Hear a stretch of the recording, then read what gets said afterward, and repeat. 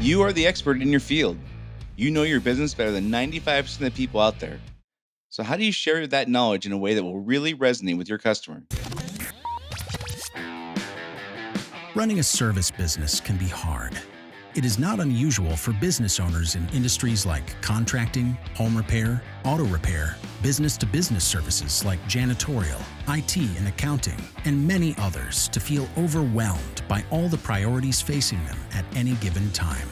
Between addressing the needs of the customers, managing the employees, figuring out the financials, and getting processes in place, feeling like you're making significant progress on your business journey can be difficult. Welcome to Service Industry Success, hosted by Brian Harding.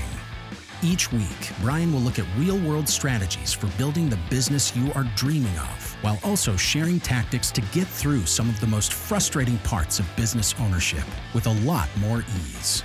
Let's get started. So, today I'm going to start off telling you a story about a few years ago. This is back when I owned a business that we had 40 something vehicles. We parked a lot of them in on our property and we didn't live there. We had our shop in an area that went through a period where experienced a lot of break-ins. So we had our vehicles broken into numerous times, tens of thousands of dollars worth of equipment and other materials were stolen out of the trucks. And we decided that we needed to upgrade our security system. So I was ready and willing to spend several tens of thousands of dollars. And here's what I wanted. I wanted a highly functional motion sensor system to trigger the cameras that were pointing at the vehicles we had parked. I wanted the cameras had the ability to capture a clear enough image to make out faces at night with the lighting we had in our yard, or plan to upgrade the lighting and system. Those are things I wanted, and I wanted it easy to use because I'm not really an IT guy. I don't really enjoy um, the nuances of complicated technology. I'm not a gadget person. Those things don't excite me. I don't enjoy all that stuff. So I wanted it easy to use. So I wanted good motion sensors that would trigger the cameras. I wanted clear enough cameras and good enough lighting to capture crystal clear images if people did break in, so we could give it to the police and hopefully catch people doing it. And I wanted it easy to use. Those are the three things I wanted. So one, we had a handful of companies that we thought could help us. We called them out, scheduled appointments for the salespeople to come out, and one in particular really stuck out to me. I've not, I don't think I've ever really been at this like just annoyed with a salesperson before. But here's what he talked about. He was there for 40 minutes and he talked about his knowledge, how knowledgeable he was in this field. He talked about his experience, how many years he'd been in the industry, which was like 15 or 17 or something like that. He talked about the number of years his company had been in business, which was like 25, 20 or 25 years. He talked about how many satisfied customers they had, which was thousands in the area we were in. He talked about how much their warranty was should reassure their customers, including me. And he talked about this awesome motion detective system that would attach to the fence around our yard, and it would sound an alarm, which would no doubt piss off all of our neighbors every time a cat jumped on it in the middle of the night. So these are the things he talked about. Now I know this company had what I wanted. I learned later that they had exactly what I wanted. But the three things I wanted were highly functional motion sensors to trigger the cameras, clear enough, good enough cameras to capture clear images, and an easy to use system for a non IT guy like me. That's the three things I wanted. He spoke about his knowledge, his experience, the number of years his company had been in business, how many satisfied customers they had, the warranty, and this motion detector alarm thing. So, and he was adamant that those are the things I should care about. He was adamant that those are things that smart customers would make use to make decisions on his knowledge, his experience, how many years they've been in business, the warranty, etc. And after the third time of saying those are all fantastic things, but here are the three things I care about, I finally gave up. And I just ended the appointment. Like, okay, we're not getting anywhere. The three things I've said I care about, you either need to address those things or explain to me how I want is not achievable, it's not reasonable, it's not going to work, whatever. Either tell me how what I want is not possible or address the things that I want. So we ultimately ended up buying a system from somebody else, and the guy, the annoying sales guy's company lost out on like a $50,000 order because their guy's just a bozo. So this is one of my most clear examples of this, but it happens to us all in service industries where we have very knowledgeable, intelligent, capable, competent people who go out and represent our company, our industry, and they kind of lose sight of what the priorities of the conversation should be. And this is not like like they're braggadocious or egotistical or some are, of course, but that's not generally what it is. One of the first things we all learn in sales school is that people's number one favorite to talk about, number one topic of discussion, their favorite thing to talk about is themselves. Number one across the board, universally, people's favorite thing to talk about at all times is themselves. That applies to the customer and it also applies to the salesperson. But for most of us, the customers need to talk about what they want, the customer and their needs trumps the salesperson's need to talk about what they want, which is their knowledge, their expertise, all that kind of stuff. So, first thing I want to explain to salespeople, whether it's salespeople in my own company, if I'm training them or teaching them, or salespeople in somebody else's company, especially if I'm the customer, newsflash, if I didn't think you were knowledgeable and had expertise, I wouldn't have called you. So a little bit of it, reassuring me as the client that you have this knowledge and I made the right call, a little bit is fine. Give me some supporting information to uh, confirm that I called the right person. Understood. Got it. That makes perfect sense. However, if that becomes the dominant topic of the conversation, you're not addressing the needs of the customer. You're not speaking to their favorite thing to talk about, which is themselves. You're not addressing what's driving them, how they're making decisions, the criteria for how they're making decisions, what's driving them to solve this problem in the first place. You're not addressing any of that stuff, which means you're completely on the wrong track. So in many cases, service professionals get hung up on the how, the solution, without clearly understanding what the customer wants. They focus on the customer's unrealistic, unreasonable, or uneducated technical expectations. The customer thinks that they know the solution they need, but they're wrong. The salesman works really hard, or a salesperson works really hard to explain why the solution the customer thinks they need isn't quite right, but never ties it back to what the customer really wants. I'll give you another example from my own situation. As you guys may have heard over the last couple of years, my wife and I moved from the very rainy Pacific Northwest. We moved our primary residence to the Arizona desert. We bought a house we like. That the yard was not awesome, so we spent what I would consider a small fortune, way more. If you would have told me 5 years ago that I was going to spend this amount of money on a landscaping project, I would have told you you're absolutely insane. I spent a small fortune to upgrade, to design, and install basically a whole new yard. The company that did that does not do maintenance, though. So what I want is a landscape company who will come out and take care of this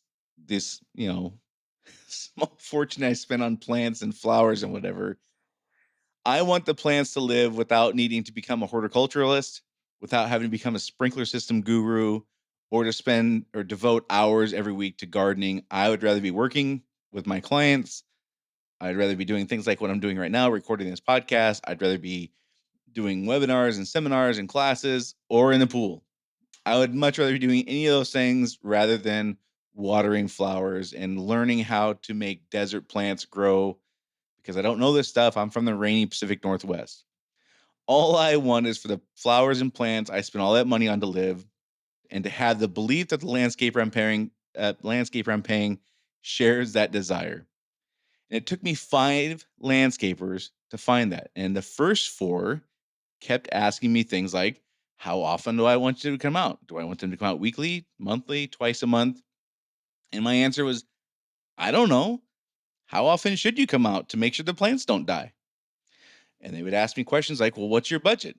And my thought was, I spent what seems like an obscene amount of money on this yard. So I'm clearly willing to spend a lot of money.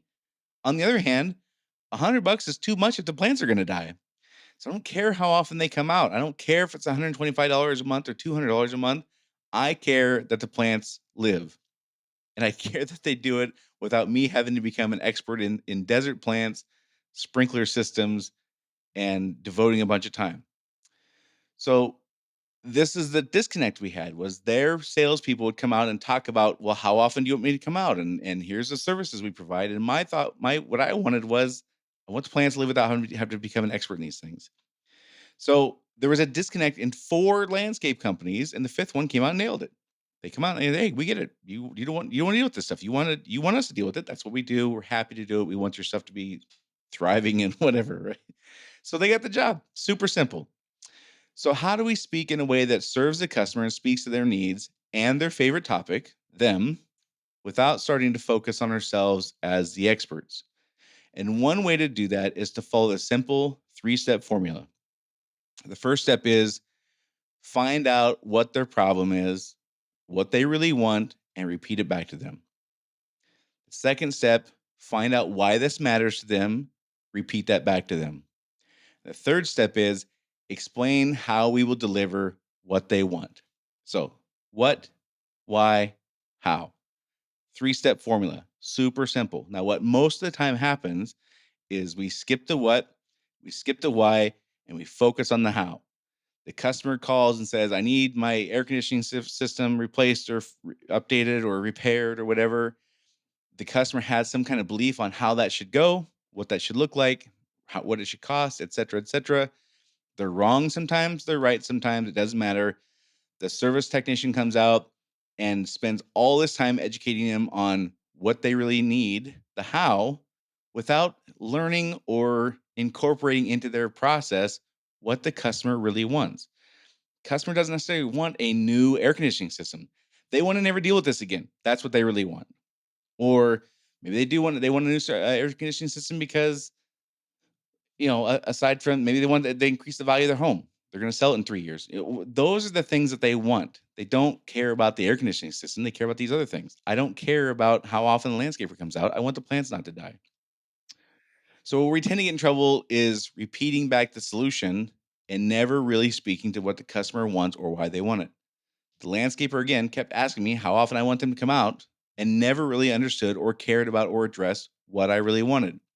So the question for you is, what do your customers really want? Forget about the technical work you do or the service you provide.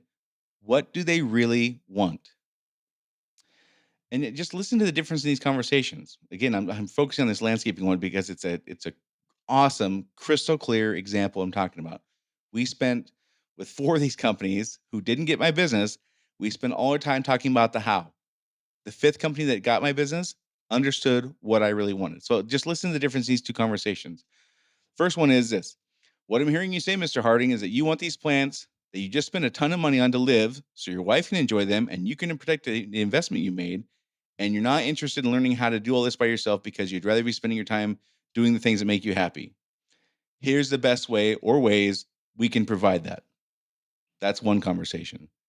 Versus this. Would you like us out once a month or twice a month? Once a month is $125, twice a month is $200 a month. That is essentially the difference in the conversations I had. So it's important for us to help our salespeople understand this formula. What do they really want? Why do they want it? How do we provide the solution? Most of the time, and I would say most of the time, I mean 90 plus percent of the time, our salespeople, our service technicians go out and they focus on the how, and they do not really understand the what and the why. They believe again because our favorite things to talk about is ourselves. If I'm a HVAC technician, my favorite thing to talk about is going to be my experience, my knowledge, my abilities in my field, the HVAC world. That's not what the customer cares about. The customer cares about peace of mind. The customer cares about never dealing with this again or whatever it is. They don't really care about the technical work we're going to do so much as that's just the vehicle to solve their problem, which is I don't want to deal with this again. This is a hassle. It's annoying, whatever it is. We need to understand what they really want, why they want it, and then get into the how.